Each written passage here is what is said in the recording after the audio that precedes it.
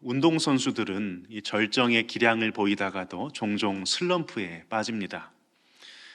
운동선수가 슬럼프에 빠지게 되면 이걸 극복하기 위해서 다시 결국 기본기로 돌아간다고 합니다.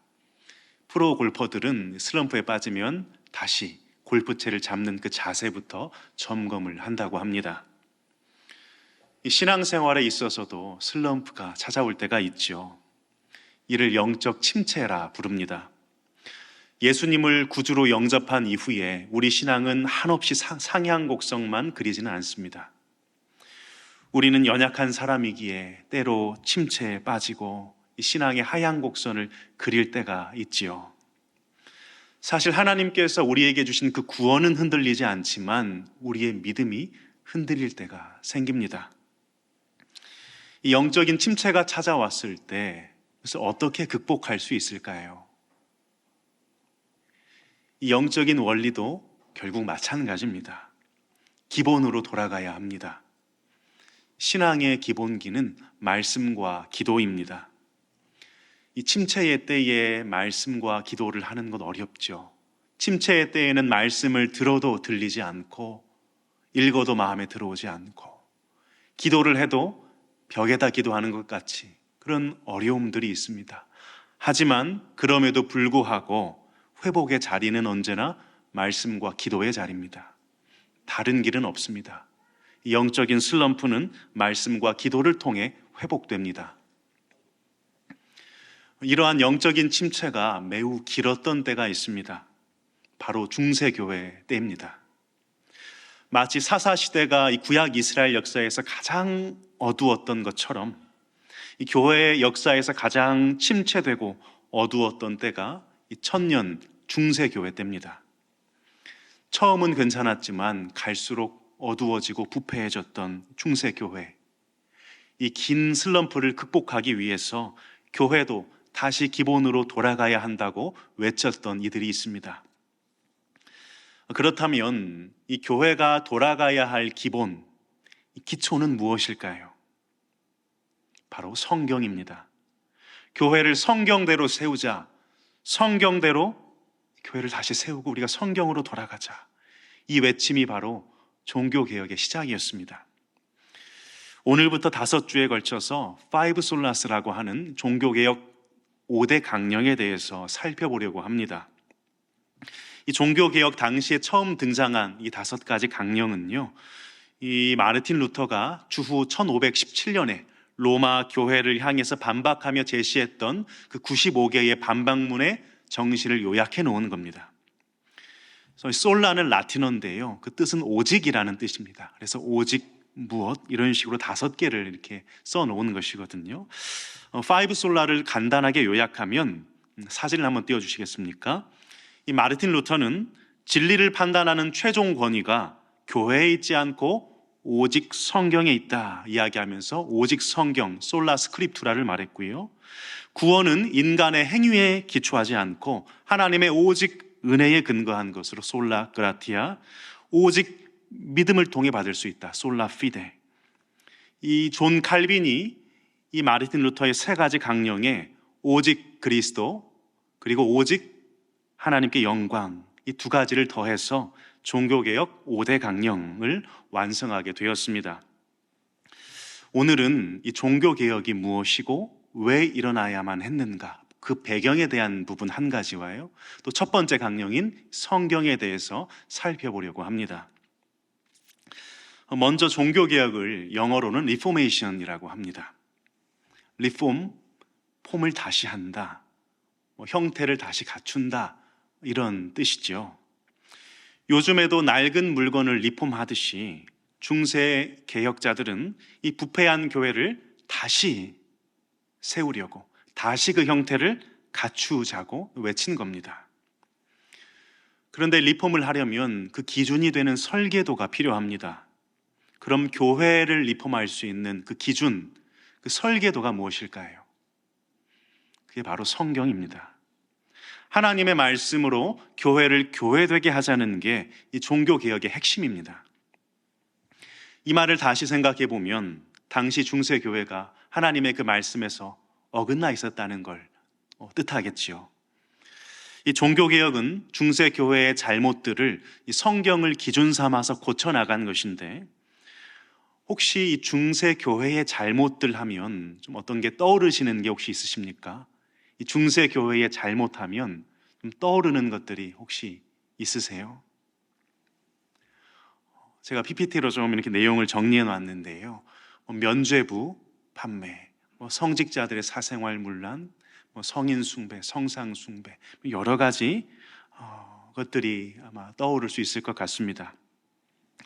이러한 많은 중세교회의 그 잘못들을 유발했던 중세교회의 그 핵심 잘못 한 가지를 좀 살펴보려고 하는데요. 그게 바로 사제주의입니다. 사제가 혹시 뭐 하는 사람일까요? 사제가 뭐 하는 사람일까요? 이 세상 대부분의 종교에는 믿음의 대상이 있고 믿는 자가 있습니다. 곧 신이 있고 인간이 있습니다. 이 사제라는 건 신과 인간 사이에서 그 중간에서 무언가를 해주는 존재를 가리킵니다. 이게 어떻게 나온 개념인가 하면, 사람이 우리는 참 낮고 비천한데 어떻게 그 높은 하나님께 직접 우리가 바로 나아갈 수 있겠는가? 이게 참 두려운 일이다 해서 그 중간에 누군가를 세우는 거예요. 우리 중에 훌륭한 사람, 뛰어난 사람을 세워서 그를 통해 우리가 신에게 나아가도록 하자.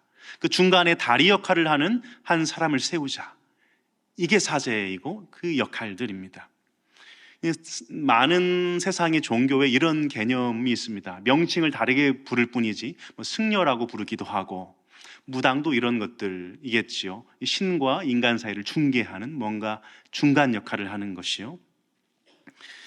이 중세교회는 이 사제의 개념을 교회로 가지고 들어왔습니다. 그래서 사실 예수께서 우리의 모든 죄를 대신해서 십자가에 죽으시고 다시 사심으로 말미암아 성소의 휘장이 찢어졌고 우리는 하나님께 직접 나아갈 수 있는 존재가 된 겁니다. 그런데 이 사제를 가지고 와서 하나님과 직접 관계를 맺기보다 사제를 통해서 구원에 이를 수 있다는 그런 잘못된 가르침이 교회를 지배하게 된 것입니다. 그 결과 성도들은 하나님께 직접 나아가는 특권을 잃어버렸고, 사제는 점점 그 그리스도의 자리를 대체하는 존재가 되어버린 것입니다. 우리가 기도할 때 어떻게 기도합니까? 성부 하나님께 예수님의 이름으로, 성자 예수님의 이름으로 성령의 도우심 가운데 기도하지요. 그런데 중간에 이 사람이 끼어들면 어떻게 될까요? 성부 하나님께 예수님의 이름이 아니라 어떤 신부님의 이름, 교황님의 이름, 혹은 여러 성인들, 베드로의 이름으로, 마리아의 이름으로, 이런 인물들의 이름으로 기도한다면 이게 가능한 일이겠습니까? 죄 많은 내가 하나님 앞에 감히 나서기 어려우니 나보다 더 거룩한 누군가를 중간에 세워서 그가 대신 말하도록 해야겠다는 이 잘못된 믿음이 이런 시스템을 만들어낸 겁니다. 대표적으로 고해성사 제도에도 이런 원리가 담겨 있는 겁니다. 이 교회가 살아갈수록 사제 역할을 하는 사람들이 생겨나고 활개를 치게 됩니다. 이에 맞서서 종교개혁자인 마르틴 루터는 만인제사장이라는 얘기를 했습니다. 한 번쯤은 들어보셨죠? 만인제사장. 사실 루터가 쓴 이 말을 직역하면 만인사제라는 얘기입니다. 그러니까 이 말은 우리 모두가 사제다 이런 말이라기보다는요, 일종의 언어 유희로, 워드플레이로 사제주의를 비꼬는 겁니다. 참된 중보자 되시는 예수 그리스도 안에서 우리 모두가 사제를 필요로 하지 않고 하나님께 직접 나아갈 수 있다는 걸 뜻하는 그런 말입니다. 종교개혁은 이렇게 교회의 타락 근본 원인이었던 사제를, 그 사제주의를 폐한 것입니다. 혹시 지금 계신 교회에도 사제가 있을까요? 만약에 목사님이 떠올려졌다면 잘못 생각하고 계신 겁니다. 목사를 사제로 오해하시면 안 됩니다. 목사는 하나님께서 교회에 허락하신 직분입니다. 하나님께서 교회를 성령과 말씀으로 통치하시는데, 특별히 말씀 맡은 자인 목사를 통하여서 말씀을 내리시고 은혜를 내리시는 겁니다. 목사는 말씀이 내려지는 임하는 통로요 도구이지 하나님께 나아가기 위한 중보자가 아닙니다. 그런데 신자가 목사를 거쳐서 하나님께 나아간다거나 심지어 목사가 성도의 죄를 용서해 줄 수 있는 존재로 생각을 한다면 이건 크게 오해하는 것입니다. 우리에게 중보자는 오직 예수 그리스도 한 분뿐이심을 잊지 마시기 바랍니다. 이 중세 교회의 잘못들을 다 설명하려면 참 깁니다. 면죄부, 연옥교리, 성인 숭배, 많은 잘못들이 있는데요. 그럼에도 이 공통점이 하나 있다면 이 모든 현상들이, 이 모든 것이 성경을 제대로 알지 못했기 때문에 이 우민화된 중세교회가 빚어냈던 대표적인 오류였다는 겁니다.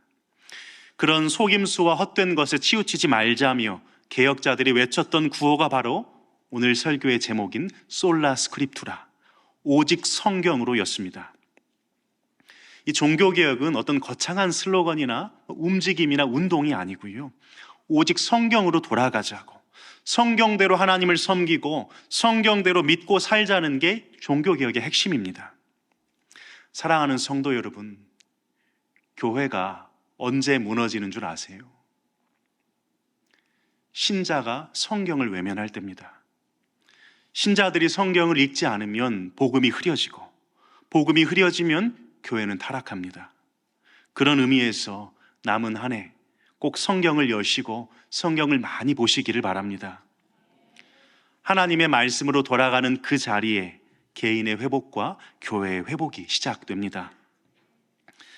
종교개혁이 일어난 그 배경들을 설명하려면 길지만 이 정도로 일축하고 오늘은 성경에 대해서 좀 자세히 살펴보려고 합니다. 먼저 한 가지 질문을 드려볼까요? 우리가 어떻게 하나님을 알 수 있습니까? 인간이 하나님을 어떻게 알 수 있습니까? 사실 우리가 하나님을 먼저 알 수 없습니다. 이 높은 존재는 낮은 존재를 알고 정의 내릴 수 있습니다. 예를 들어서 사람은 개에 대해서 정의를 내리고 할 수 있습니다. 개는 어디에서 유래했고 몇 가지 종류가 있고 어떤 습성이 있고 이런 동물이다. 반대로 개가 사람을 정의 내릴 수 있을까요? 사람이 어디에서 와서 어디로 가는 존재인가? 이렇게 하니까 먹이를 주더라, 저렇게 하니까 혼이 나더라, 이런 것들을 아는 것이지 사람이 어디에서 와서 어디로 가는가, 그 존재에 대한 걸 알 수 없고 정의 내릴 수 없습니다. 마찬가지로 이런 관점에서 이 피조물 된 인간이 창조자 되신 하나님을 알고 정의 내릴 수 있을까요? 그 피조물과 창조주 간의 그 간극은 너무나도 큽니다. 그래서 사람이 먼저 하나님을 알 수가 없습니다. 그럼 어떻게 하나님을 알 수 있을까요? 사람이 먼저 알 수 없기 때문에 하나님 편에서 먼저 하나님이 누구이신가, 어떤 일을 하셨는가 알려주셔야 합니다. 다시 말하면 계시해 주셔야 합니다. 그래서 기독교를 계시의 종교라고 부르는 겁니다. 이 말은 쉽게 말해서 인간이 먼저 하나님을 찾을 수 없기 때문에 하나님이 당신을 계시하셔서 당신의 뜻을 알리셨다. 우리는 그 계시를 따라 하나님을 알고 순종한다. 이런 의미입니다. 계시에는 두 가지가 있습니다. 이렇게 말씀드리면 좀 딱딱하지요. 좀 다르게 표현해 보겠습니다. 하나님은 당신을 알게 하기 위해서 두 가지 거울을 우리에게 선물해 주셨습니다. 이 거울을 보면 하나님이 보이는 거예요. 하나님이 보이는 거울 두 가지를 선물해 주셨습니다.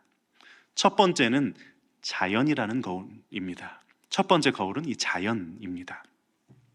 하나님을 알만한 것들을 이 자연 속에 담아 두셨습니다. 우리 로마서 1장 20절 말씀 같이 한번 읽어보실까요?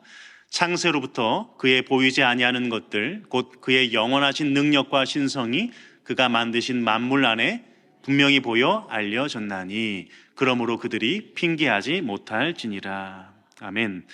우리는 웅장한 자연을 볼 때 본능적으로 느낍니다.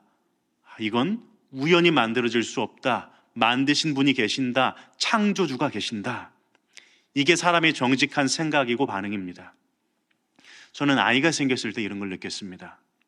처음 임신 사실을 알고 아내와 함께 산부인과를 찾아왔을 때 이 손가락 한마디 정도 되는 그게 아기 집이라고 그 초음파 사진에서 이렇게 의사 선생님이 얘기를 해주시더라고요.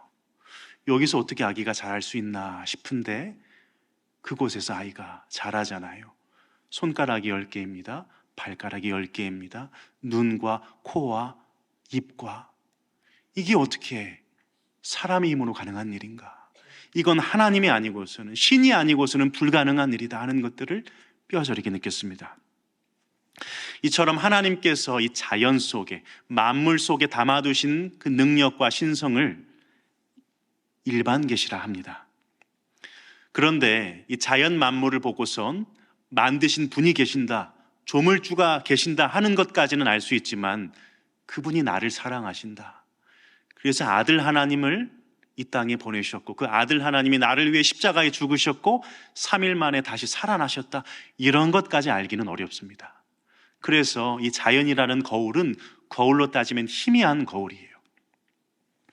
그래서 하나님은 하나님이 더 선명하게 보이는 거울을 하나 더 주셨는데 그게 바로 성경이라는 거울입니다.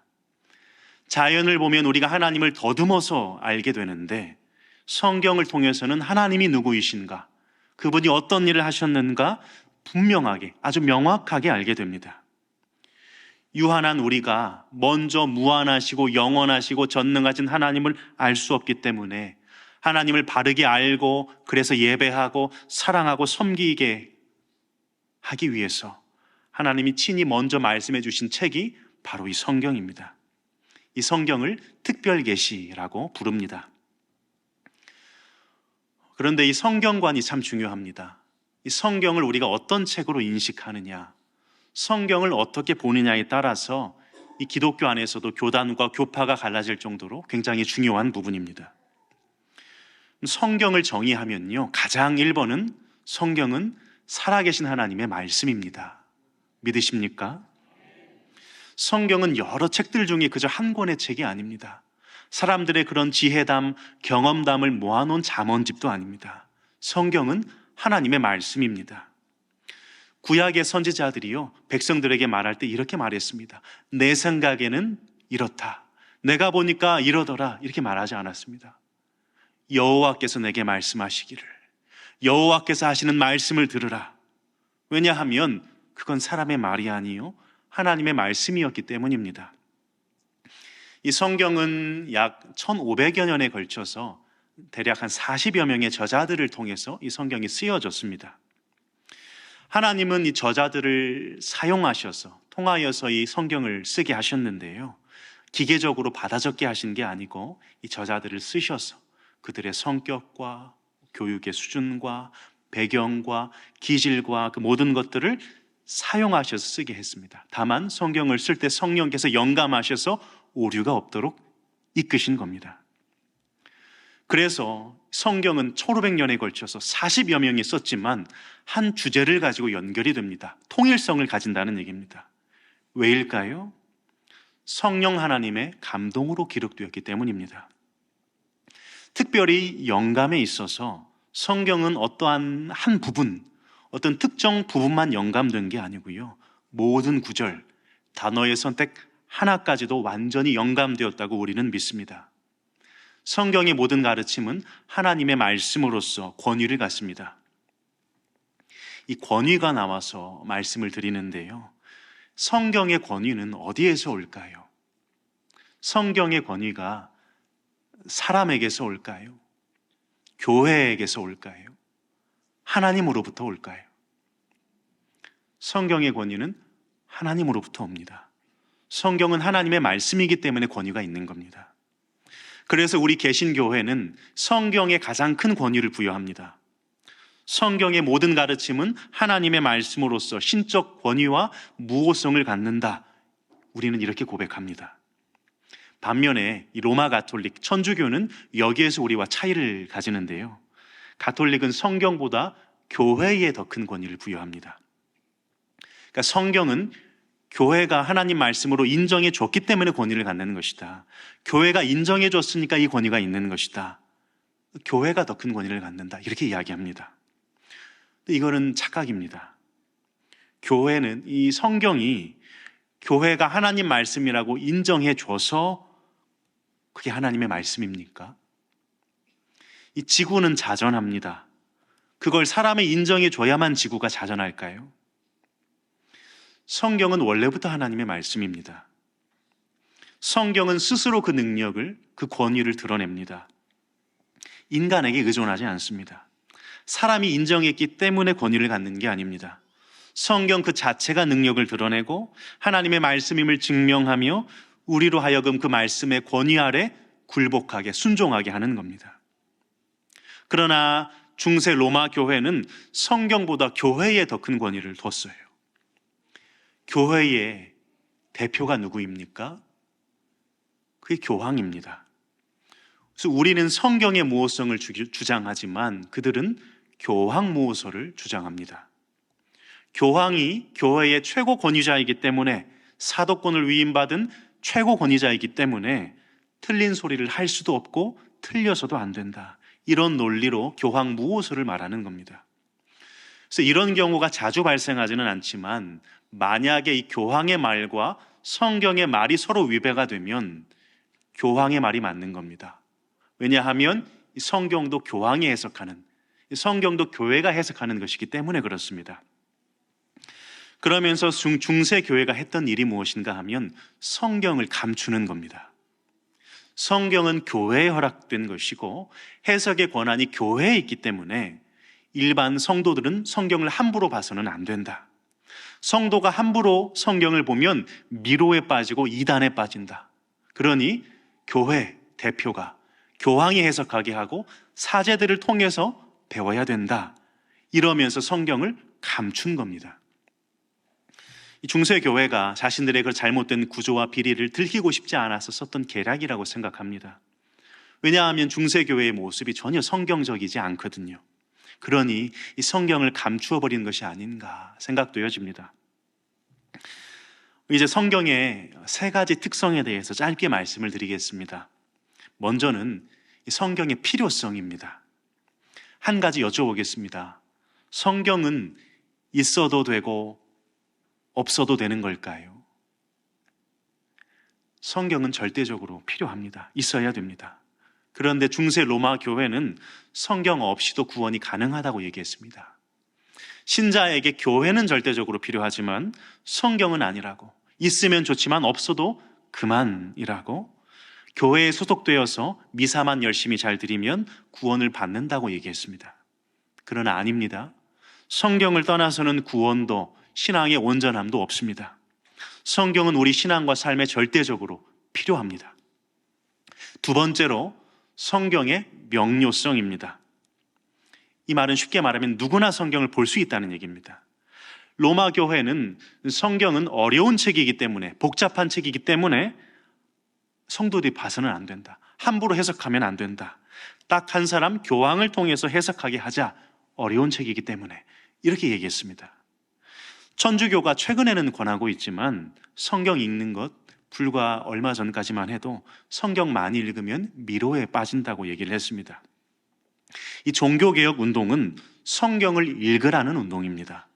성경을 읽을 때 하나님께서 조명하시는 은혜를 주셔서 깨닫게 하시고 빛을 비추어 주시기 때문에 누구나 성경을 읽으라는 얘기입니다.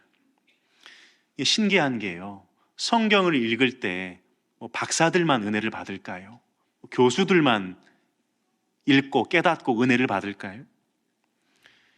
아무리 세상에서 박사라 하더라도 하나님이 은혜를 주시지 아니하시면, 하나님이 그 성경을 열어주시지 아니하시면 한 글자도 깨달을 수 없습니다.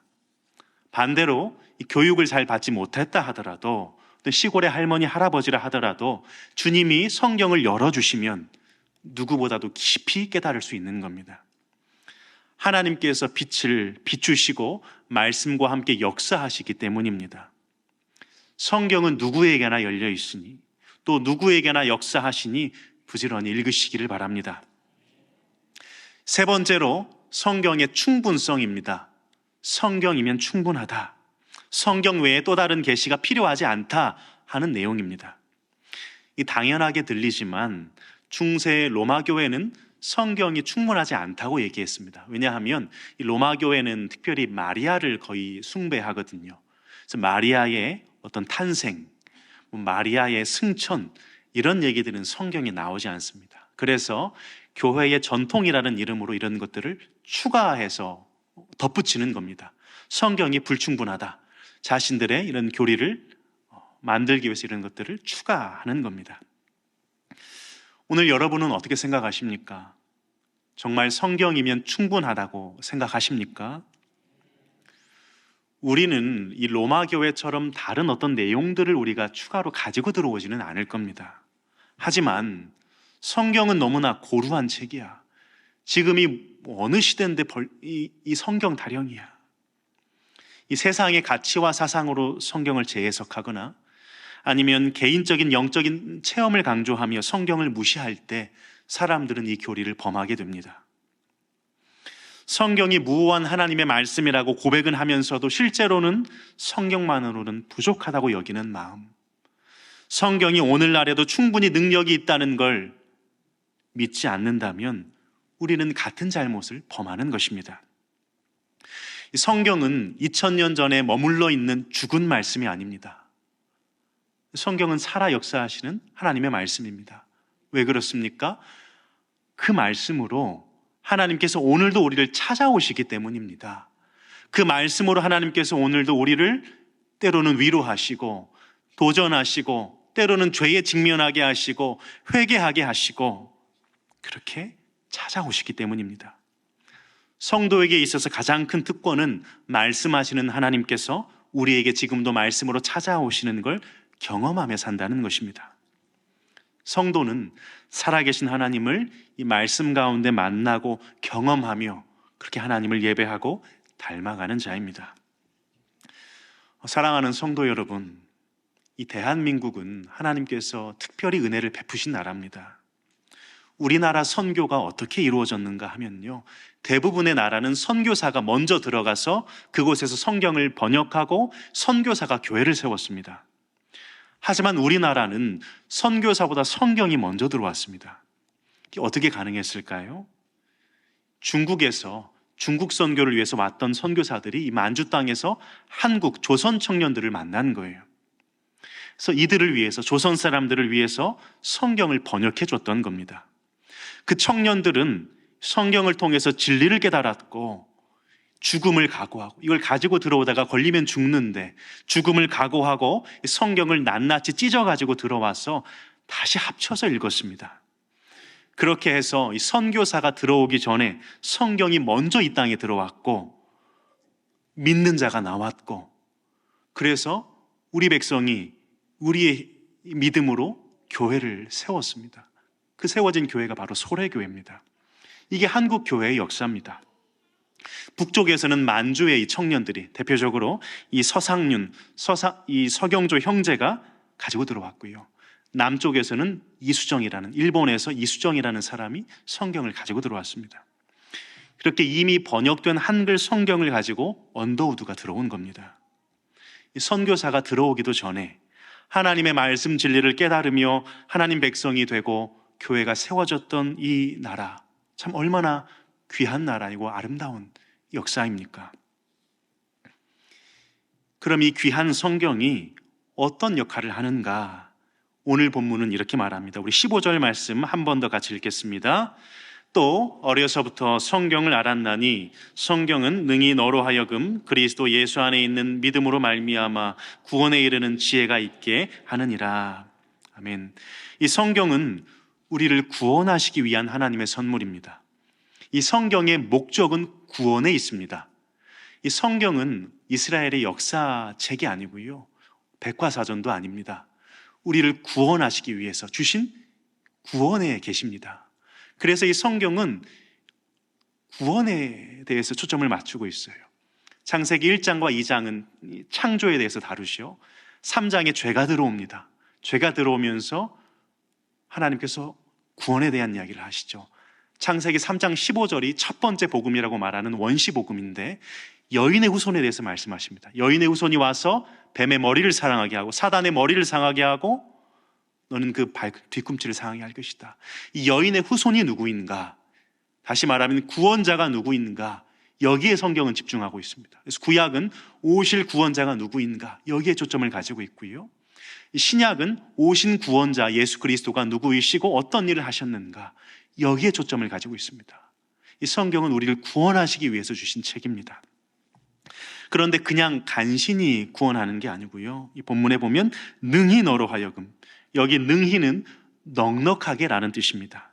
그러니까 성경은 너를 넉넉히 구원하고도 남는 하나님의 선물이라는 얘기입니다. 그럼 무엇으로부터 우리를 구원합니까? 죄로부터. 또 죄가 가지고 왔던 모든 그 사망과 저주와 비참으로부터 우리를 구원한다는 얘기입니다. 우리 16절 말씀도 같이 한번 읽어보실까요? 모든 성경은 하나님의 감동으로 된 것으로 교훈과 책망과 바르게 함과 의로 교육하기에 유익하니.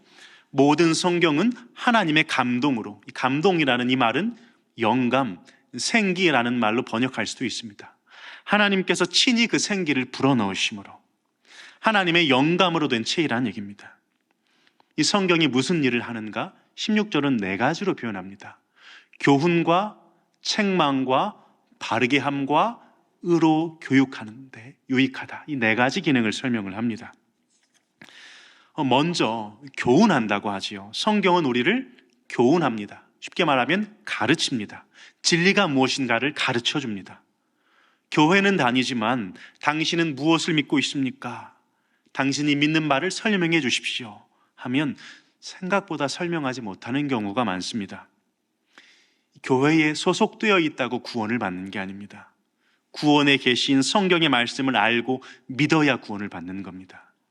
그 복음, 그 진리, 성경을 통해서 우리가 배워야 합니다. 두 번째로 성경은 책망합니다. 죄를 책망한다는 얘기입니다. 어두울 때는 방 어디가 더러운지 알지 못하지요. 언제 알게 됩니까? 그 방에 불이 켜지면 알게 됩니다. 빛이 임하면 어두워서 보지 못하는 걸 보게 됩니다. 성경이 바로 이 빛을 비추어 준다는 겁니다. 말씀의 빛이 우리의 삶에 비추어질 때 우리는 비로소 우리 안에 숨겨진 죄를 보게 되고 이렇게 고백하게 되는 겁니다. 주여 나를 떠나소서, 나는 죄인으로소이다. 이 성경이 하는 일은 눈을 들어 내 실제를 보게 하는 일입니다. 그게 책망입니다. 이 세 번째로 바르게 함은 지속적인 과정을 가리킵니다. 앞에서 책망이 단회적인 도전이라면 그 도전을 가지고 뉘우치고 깨뜨려지고 돌이키면서 우리 삶이 교정되고 바로잡혀가는 것들, 그리스도의 장성한 분량까지 자라가는 것들, 이게 바로 바르게 함의 의미입니다. 무수한 영역에서 왜곡되어 있는 우리가 하나님의 생명의 말씀에 의해서 바르게 예수답게 자라간다는 얘기입니다. 마지막으로 의로 교육하기에 유익하다 이야기를 하는데요, 성경은 우리를 의로움의 자리로 데리고 갑니다. 우리가 어떻게 의롭게 됩니까? 신자가 어떻게 의롭게 됩니까?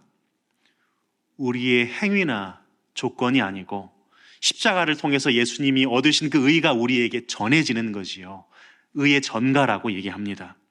그래서 우리가 의로운 게 아니고 의롭다고 여겨주시는 겁니다. 예수의 보혈 공로 힘입어서요. 그런데 여겨주시는 것으로만 그럼 끝이 나는가 하면 그렇지 않다는 거예요. 이 전가된 예수님의 의가 우리를 의로운 삶으로 데려가기 시작합니다. 의로운 삶을 살아낼 수 있도록 하는 것인데 그 가장 중요한 통로가 바로 이 성경이라는 얘기입니다. 이 성경을 통하여서, 하나님의 말씀을 통하여 우리는 의의 자리로 한 걸음씩 나아가게 되는 것입니다. 이러한 네 가지 영역을 통해서 마지막 17절 말씀 한 번 더 같이 읽어보실까요? 이는 하나님의 사람으로 온전하게 하며 모든 선한 일을 행할 능력을 갖추게 하려 함이라. 주님 닮은 그 온전함으로, 그 거룩함으로 가게 하시기 위해서 성경이 필요하다는 겁니다. 하나님의 이 성경 말씀은 우리를 온전하게 하고 그 빈틈을 채워 모든 선한 일을 행할 수 있는 능력을 갖게 하는 줄 믿습니다.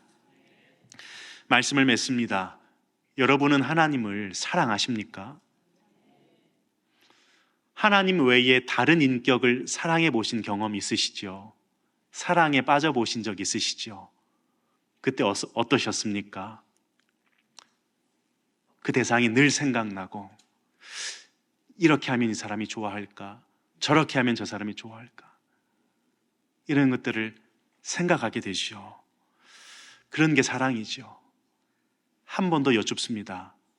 여러분은 하나님을 사랑하십니까? 우리가 하나님을 사랑한다면 하나님을 더 알고자 하는 갈망이 우리 안에 있어야 합니다. 하나님을 더 알고 싶다. 이렇게 하면 하나님이 기뻐하실까? 저렇게 하면 하나님이 싫어하시겠다. 하면 안 되겠다. 이게 당연한 반응입니다. 만약에 하나님에 대해서 궁금하지도 않고 귀찮게만 느껴진다면, 하나님의 말씀도 귀찮게만 여긴다면 우리가 진짜 하나님을 사랑하는 것인가 돌아봐야 합니다.